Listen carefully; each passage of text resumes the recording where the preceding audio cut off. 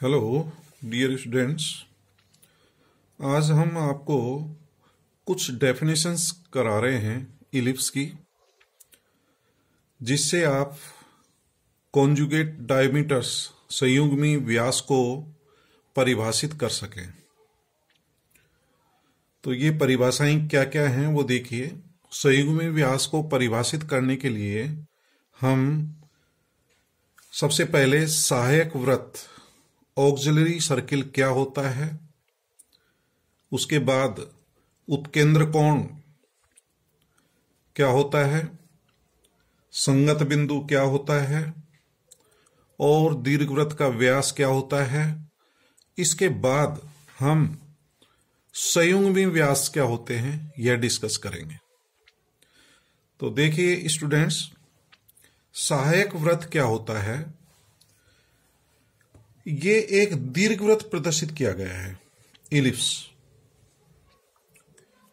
और इस इलिप्स का ये एक्स एक्सिस है, ये वाई एक्सिस कहलाता है, सी इसका सेंटर कहलाता है, और ए डैश ए इसका मेजर एक्सिस कहलाता है, दीर्घाक्ष कहलाता है। ए डैश ए को क्या कहते हैं? मेजर एक्सिस, दीर्घाक्ष। और बी डैश को माइनर एक्सिस कहते हैं, लघु अक्ष कहते हैं। इस लघु अक्ष की लंबाई 2b के बराबर होती है और दीर्घाक्ष की लंबाई 2a के बराबर होती है। सी ए सेमी मेजर एक्सिस कहलाता है और इसकी जो लंबाई होती है वो a होती है। ए डैश सी और सी ए ये हमारे सेमी मेजर एक्सिस कहलाते हैं। सी बी और सी बी डैश जो है हमारे सेमी माइनर एक्सिस कहलाते हैं और इनकी लंबाइयां b होती हैं। ठीक है डियर स्टूडेंट। अब यदि हम इस मेजर एक्सिस को, ये जो हमारा मेजर एक्सिस है या इसको दीर्घाक्ष कहते हैं, यदि इस दीर्घाक्ष को व्यास मान करके एक वृत्त खींचा जाए तो यह वृत्त हमारा सहायक वृत्त ऑक्सिलरी सर्किल कहलाता है। तो सहायक वृत्त क्या होता है? वह वृत्त जो दीर्घवृत्त की दीर्घाक्ष को व्यास मान करके खींचा जाता है उसे सहायक वृत्त या ऑक्सिलरी सर्किल कहते हैं। तो समझ गए होंगे सहायक वृत्त की परिभाषा। सहायक वृत्त वह वृत्त है जो दीर्घवृत्त की दीर्घाक्ष को यानी कि मेजर एक्सिस को व्यास मान करके एक वृत्त खींचा जाए तो वह वृत्त ऑक्सिलरी सर्किल कहलाता है। तो ऑक्सिलरी सर्किल का व्यास जो है मेजर एक्सिस कितना बताया था मैंने? 2a होता है। अर्थात इस वृत्त की जो त्रिज्या होगी वो इसकी सेमी मेजर एक्सिस की जो लंबाई होती है यानी कि a के बराबर होगी। ठीक है। और दीर्घवृत्त का केंद्र आप जानते हो 0 0 होता है। तो आप इस वृत्त का समीकरण भी बता सकते हैं। इस वृत्त का समीकरण जिसका सेंटर मूल बिंदु हो और वृत्त की त्रिज्या a हो, उसका समीकरण x square plus Y square equal to a square होगा। ठीक है स्टूडेंट। तो अब आप सहायक वृत्त समझ गए। सहायक वृत्त किसे कहते हैं? वह वृत्त जो दीर्घवृत्त की दीर्घाक्ष को यानी कि मेजर एक्सिस को व्यास मान करके खींचा जाता है उसे सहायक वृत्त या ऑक्सिलरी सर्किल कहते हैं। The circle described on the major axis of an ellipse as a diameter is called auxiliary circle. ठीक है। दीर्घवृत्त का समीकरण हम लेते हैं X square upon A square plus Y square upon B square equal to 1। यहां पर a ग्रेटर देन b लिया गया है। a जो है b से बड़ा है। यदि हम दीर्घवृत्त पर कोई बिंदु P ले लें, P is point on ellipse, और P पॉइंट के कोऑर्डिनेट x और y मान रहा हूं। P बिंदु के कोऑर्डिनेट क्या ले रहा हूं? x, y। यदि बिंदु P से मेजर एक्सिस पर परपेंडिकुलर ड्रॉ करें, ये PM लंब डाला गया है किस पर? मेजर एक्सिस पर, और इस MP को यदि हम आगे बढ़ा दें तो यह वृत्त को Q बिंदु पर काटता है। ठीक है स्टूडेंट। बिंदु P दीर्घवृत्त पर स्थित कोई बिंदु है।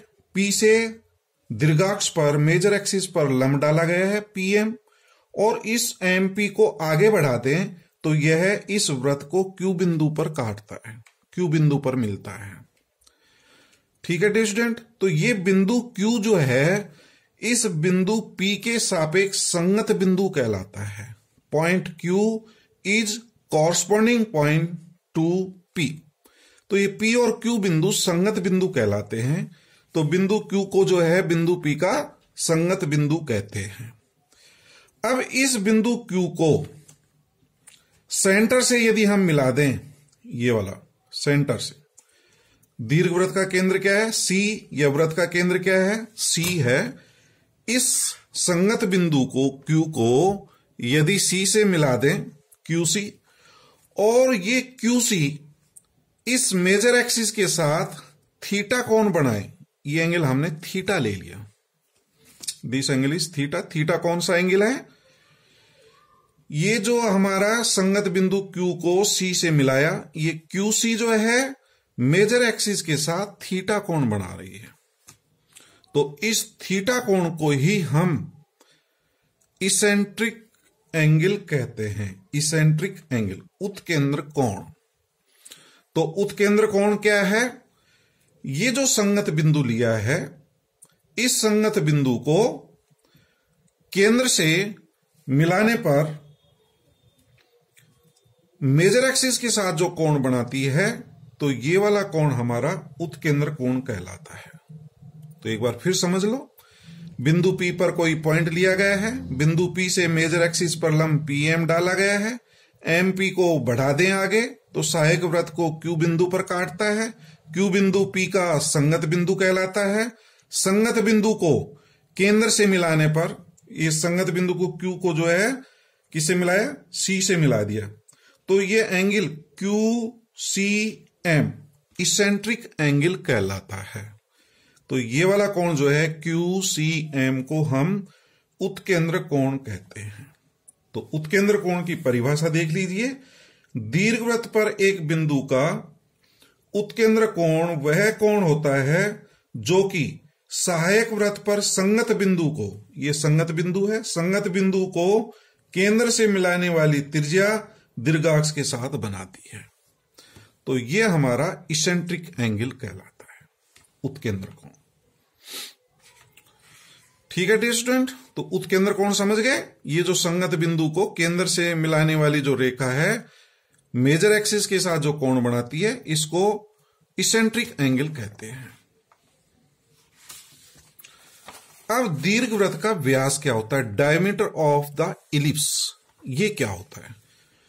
तो दीर्घवृत्त का व्यास क्या होता है? हम एक दीर्घवृत्त लेते हैं, ये कोई दीर्घवृत्त दिया गया है, ये आपको पता ही है, ये जो है एक्स एक्सिस है और इसको ये मेजर एक्सिस कहते हैं। यदि ये पॉइंट में A ले लूं, ये पॉइंट A' ले लूं, तो ये मेजर एक्सिस है, B और B', ये माइनर एक्सिस कहलाती है। अब हम कोई जीवा लेते हैं, ये हमने कोई जीवा ले ली, कोर्ड, और इस जीवा के समानांतर जीवाएं ले रहे हैं। यदि मैं ये कोई जीवा ले लूं और इसके समानांतर जीवाएं ले रखी हैं, ये सब पैरेलल कॉर्ड्स हैं, ये सब क्या हैं? पैरेलल कॉर्ड्स हैं, और ये कहलाता है सिस्टम ऑफ पैरेलल कॉर्ड्स। समानांतर जीवाओं का निकाय है ये। ठीक है। यदि इस समानांतर जीवाओं के मध्य बिंदु ले लें, ये इस जीवा का मध्य बिंदु है, ये वाला इस जीवा का मध्य बिंदु है, इस समानांतर जीवा का मध्य बिंदु ये मान लिया, इस समानांतर जीवा का मध्य बिंदु ये है, तो समस्त समानांतर जीवाओं के मध्य बिंदु का जो बिंदु पथ होता है वही दीर्घवृत्त का व्यास कहलाता है। तो दीर्घवृत्त का व्यास क्या होता है? समानांतर जीवाओं के मध्य बिंदु का बिंदु पथ उन जीवाओं के सापेक्ष दीर्घवृत्त का व्यास कहलाता है। ठीक है। तो ये हमारा जो है मध्य बिंदु को इन मध्य बिंदुओं को एक रेखा के द्वारा जोड़ दें तो ये Q और Q डैश ये व्यास कहलाता है, दीर्घवृत्त का व्यास। Q डैश जो है ये दीर्घवृत्त का व्यास कहलाता है। और ये जो व्यास है इन समस्त समानांतर जीवाओं को समद्विभाजित करता है, बाइसेक्ट करता है। ये जो व्यास है ये जितने भी समानांतर जीवाएं बना रखी है उनको समद्विभाजित करता है, बाइसेक्ट करता है। तो यही हमारा जो है दीर्घवृत्त का व्यास कहलाता है। तो दीर्घवृत्त का व्यास क्या है? जो है समानांतर जीवाओं के मध्य बिंदुओं का बिंदु पथ है। The locus of the middle point of A system of parallel course of the ellipse is called diameter of the ellipse. ठीक है। और ये जो व्यास है ये समस्त जीवाओं को, जो समानांतर जीवाएं हैं, इनको क्या करता है? ये बाइसेक्ट करता है, समद्विभाजित करता है। ठीक है डियर स्टूडेंट। अब मैं एक चीज यहां और बताना चाह रहा हूं। यहां पर ये हमारा सहायक वृत्त है। CQ जो है इस वृत्त की त्रिज्या होगी। तो इस वृत्त की त्रिज्या क्या होगी? A होगी, क्योंकि ये व्यास जो है हमारा 2a के बराबर है। तो अर्ध व्यास क्या हो जाएगा? A हो जाएगा। तो वृत्त की त्रिज्या क्या होगी? A होगी। और ये इसेंट्रिक एंगल थीटा है। तो Q पॉइंट के कोऑर्डिनेट लिख सकते हैं डियर स्टूडेंट हम। ये CM क्या होगा हमारा? A cos थीटा होगा। आधार बटा कर्ण करके निकाल लेना। Q के कोऑर्डिनेट A cos थीटा, और QM का मान भी निकाल सकते हैं लंब बटा कर्ण करके A sin थीटा।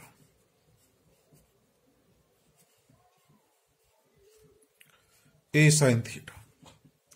तो Q बिंदु के कोऑर्डिनेट हमारे A cos थीटा और A sin थीटा होगा।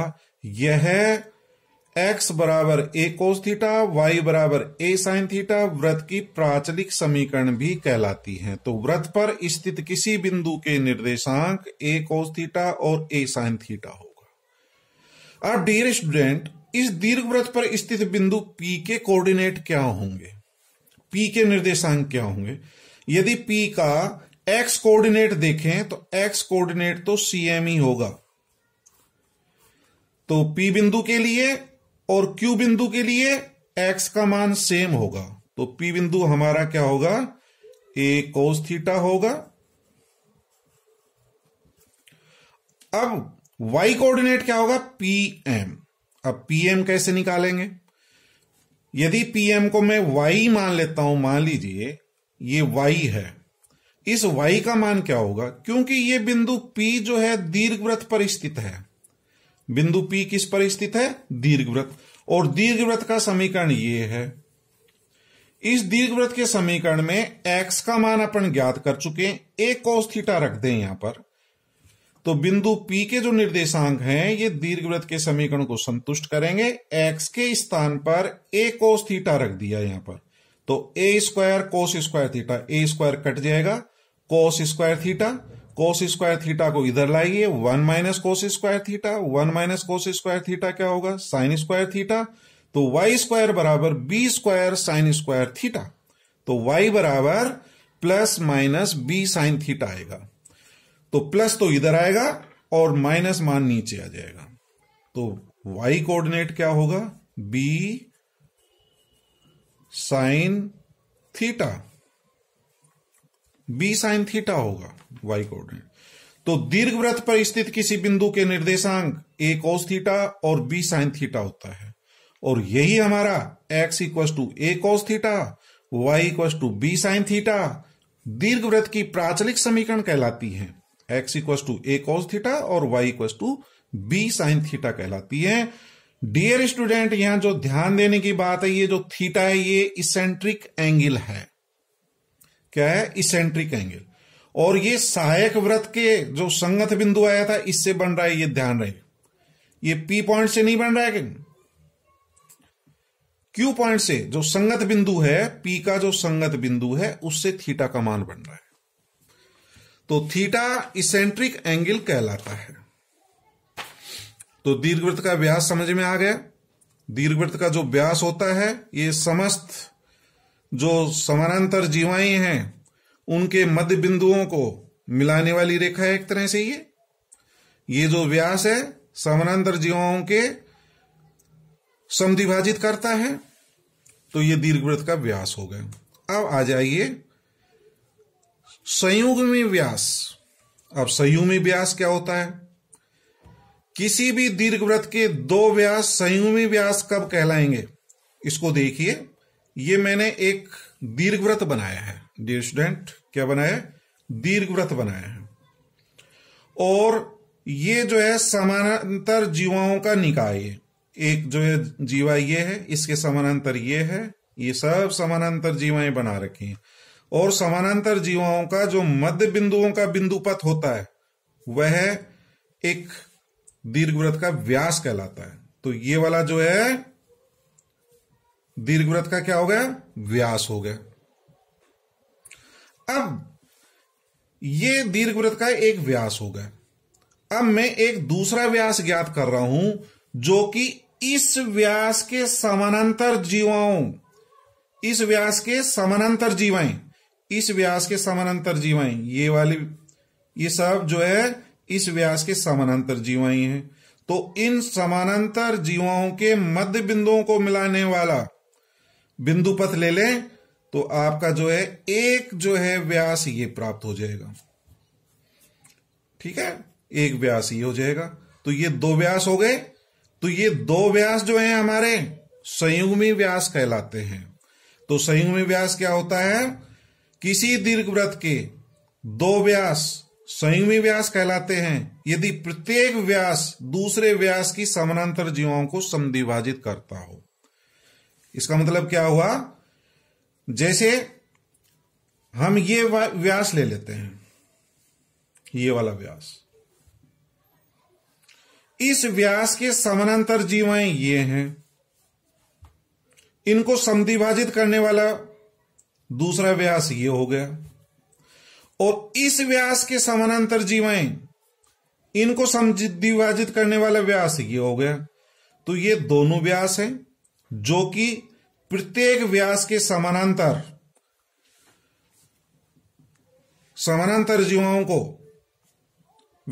समद्विभाजित करता है। तो समझ गए होंगे डियर स्टूडेंट। दोबारा देख लो, ये जो है दो व्यास बनाए गए हैं और प्रत्येक व्यास दूसरे व्यास की समानांतर जीवाओं को समद्विभाजित करता है।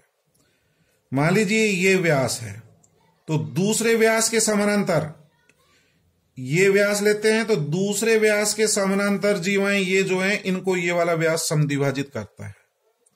इसी तरह से इस व्यास के समानांतर जो जीवाएं हैं उनको ये समद्विभाजित करता है। तो प्रत्येक व्यास दूसरे व्यास के समानांतर जीवाओं को क्या करता है? समद्विभाजित करता हो। तो ये हमारे संयुग्मी व्यास कहलाते हैं। ठीक है डियर स्टूडेंट। तो दो व्यास जो हैं संयुग्मी व्यास कब कहलाएंगे? जब प्रत्येक व्यास दूसरे व्यास की समानांतर जीवाओं को समद्विभाजित करता है। इनकी एक प्रॉपर्टी है डियर स्टूडेंट। वो प्रॉपर्टी क्या है?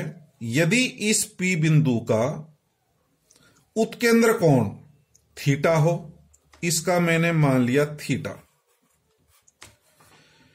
P बिंदु का इसेंट्रिक एंगल थीटा मान लिया, और Q बिंदु का इसेंट्रिक एंगल मान लीजिए अल्फा है, और ये दोनों जो है हमारे संयुग्मी व्यास हों तो CP और CQ अर्ध संयुग्मी व्यास कहलाते हैं। ये अर्ध हो गए, आधे। CP और CQ क्या कहलाते हैं? अर्ध संयुग्मी व्यास कहलाती हैं। और ये जो P और Q हैं इस व्यास के या अर्ध संयुग्मी व्यास के सिरे कहलाते हैं। ये दो सिरे हो गए। यदि इनकी उत्केंद्रताएं थीटा और अल्फा हो तो इन उत्केंद्रताओं में π/2 का अंतर होता है। ठीक है, तो अर्ध संयुग्मी व्यास के सिरों के उत्केंद्रताओं में π/2 का अंतर होता है। यह एक बहुत इंपॉर्टेंट प्रॉपर्टी है, इसको आप सिद्ध भी कर सकते हैं। ठीक है डियर स्टूडेंट, तो पहले तो आपको अर्धसंयुग्मी व्यास समझ में आना चाहिए। CP और CQ अर्धसंयुग्मी व्यास हैं। अर्धसंयुग्मी व्यास हैं तो ये जो है प्रत्येक अर्धसंयुग्मी व्यास दूसरे अर्धसंयुग्मी व्यास के समानांतर जीवाओं को क्या करता है, समद्विभाजित करता है। और इन सिरों की यदि उत्केंद्रताएं थीटा और अल्फा लें तो alpha minus theta equals to π/2, that is alpha equals to π/2 plus theta होगा। यदि इसकी उत्केंद्रता थीटा है तो इस पॉइंट की उत्केंद्रता π/2 प्लस थीटा होगी। तो P के कोऑर्डिनेट यदि हम ये ले लें a cos थीटा और b sin थीटा मान लें, P बिंदु के coordinate a cos theta b sin theta है, तो Q बिंदु के कोऑर्डिनेट क्या होंगे, इसमें थीटा का जो मान थीटा के स्थान पर π/2 प्लस थीटा रख देते हैं। जैसे Q बिंदु का यदि इसेंट्रिक एंगल अल्फा है तो a cos alpha b sin alpha इसके कोऑर्डिनेट होंगे, और अल्फा का मान क्या है, π/2 प्लस थीटा, तो अल्फा के स्थान पर π/2 प्लस थीटा रख देंगे। तो कहने का मतलब ये है यदि बिंदु P का इसेंट्रिक एंगल थीटा है तो Q बिंदु का जो इसेंट्रिक एंगल होगा अल्फा, तो इस एंगल में और इस एंगल में π/2 का अंतर होता है, अर्थात अल्फा जो है वो π/2 प्लस थीटा के बराबर होगा। अल्फा जो है π/2 प्लस थीटा के बराबर होगा। इसी पर बेस जो है ना, कल हमने कुछ प्रॉब्लम कराई थी डियर स्टूडेंट, क्योंकि ये सारी चीजें जो हैं इसलिए बताई हैं, कल हमने जो है कुछ प्रॉब्लम कराई थी दीर्घवृत्त के, और उस दीर्घवृत्त में क्या था, ये दो अर्धसंयुग्मी व्यास थे।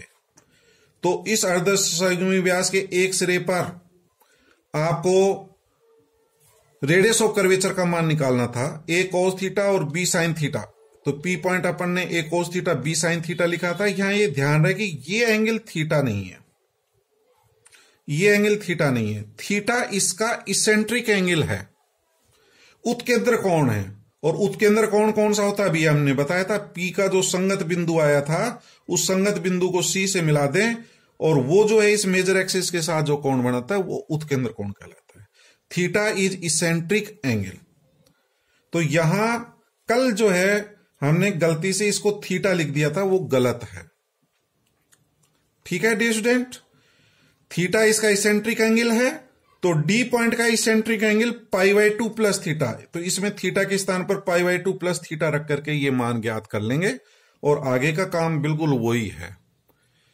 क्योंकि एक स्टूडेंट का हमारे पास कमेंट्स आया था, तो उसी को क्लियर करने के लिए ये सारी चीजें हमने आपको आज डेफिनेशन बताई है। तो P बिंदु का ये जो थीटा है उत्केंद्र कोण है, D बिंदु का उत्केंद्र कोण π/2 प्लस थीटा होगा।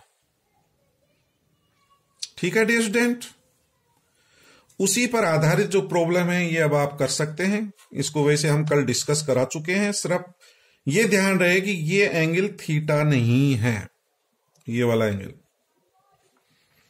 थीटा इसका उत्केंद्र कोण होता है, और उत्केंद्र कोण जो है हमने आपको बता दिया है।